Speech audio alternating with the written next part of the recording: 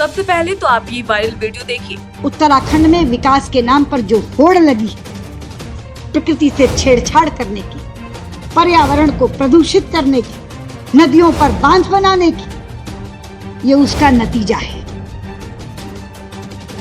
हम किसके लिए विकास कर रहे हैं? हम अरबों खरबों रुपया खर्च करके विकास करते जाते हैं। प्रकृति एक दिन क्रोधित होती है और ऐसी विनाश लीला करती है कि सब कुछ तबाह कर जाती है। कब आंखें खुलेंगी हमारी? क्या इस त्रासदी के बाद भी नहीं? क्या इस आपदा के बाद भी नहीं?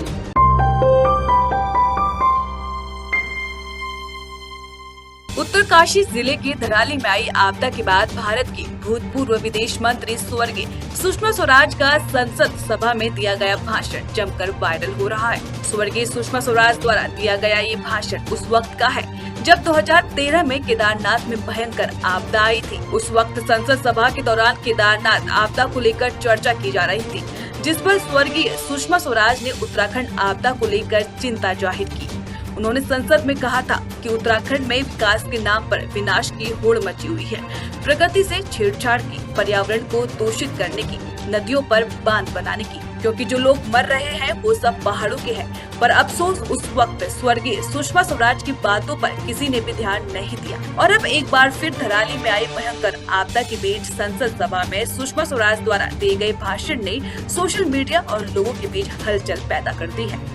धराली आपदा उत्तराखंड की पहली आपदा नहीं है जिसकी चपेट में पूरा गांव बह गया, लोगों ने अपनों को खो दिया। उत्तरकाशी की धराली आपदा, 2013 में आई केदारनाथ आपदा, 2023 में आई जोशीमठ आपदा, ये वो आपदाएं हैं जो हर साल उत्तराखंड की नींव हिला रही है। पहाड़ के लोगों की जख्म भरने से पहले फिर एक नई आपदा लोगों के जख्मों को फिर से हरा कर रही है।